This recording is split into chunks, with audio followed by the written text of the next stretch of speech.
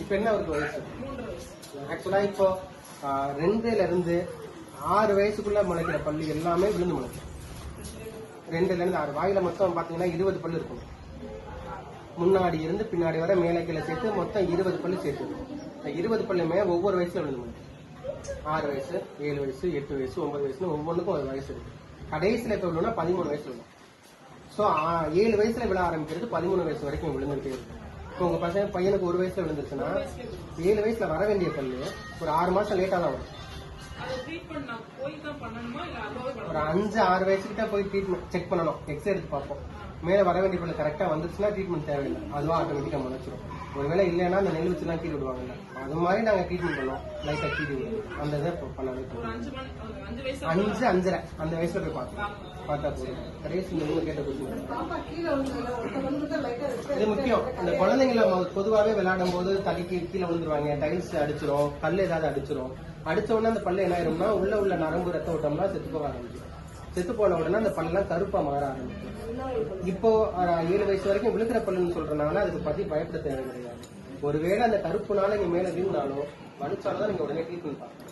இதே இது 7 வயசுக்கு அப்புறம் புதுசா முளைக்கிற நம்மளுக்கு இருக்கிற பல்லு இருக்கு இல்லையா, அதை அடிபடாம பாத்துக்க வேண்டியது முக்கியம். அது அடிபட்டுச்சுன்னா அது பர்மனன்ட் பல்லு, 70-80 வயசு வரைக்கும் வர வேண்டிய பல்லு. அதுதான் ஏதாவது அடிபட்டுச்சுன்னா உடனே போய் ட்ரீட்மெண்ட் பண்ணணும். இப்போ இந்த விழுந்து முளைக்கிற பல்ல பொறுத்தளவுல பெருசா ட்ரீட்மெண்ட்லாம் ஒன்றும் பண்ண தேவையில்லை. வலி வேதனை கொடுத்தா மட்டும் நீங்க போய் ட்ரீட்மெண்ட் பண்ணாலும் போதும்.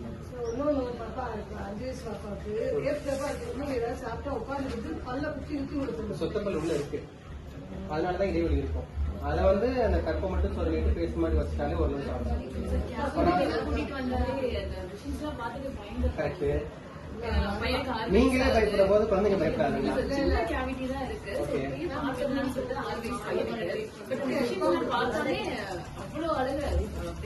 ஆக்சுவலா ஒரு குழந்தைய 10 வயசுலயே நீங்க வந்த போது நாங்க ட்ரீட்மெண்ட் கொடுக்க மாட்டோம்.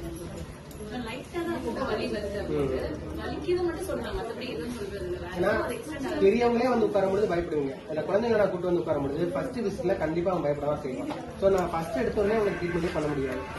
ஃபர்ஸ்ட் நார்மல் ஹாஸ்பிட்டல்ல அவனை நம்ப வைக்கணும்.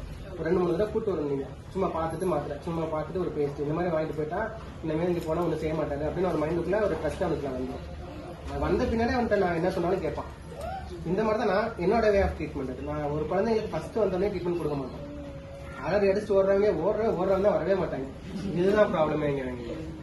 ஸோ முடிஞ்ச மட்டும் நான் சொன்னது எல்லாமே ப்ரிவென்ட் பண்ணிக்கிட்டீங்கனாலே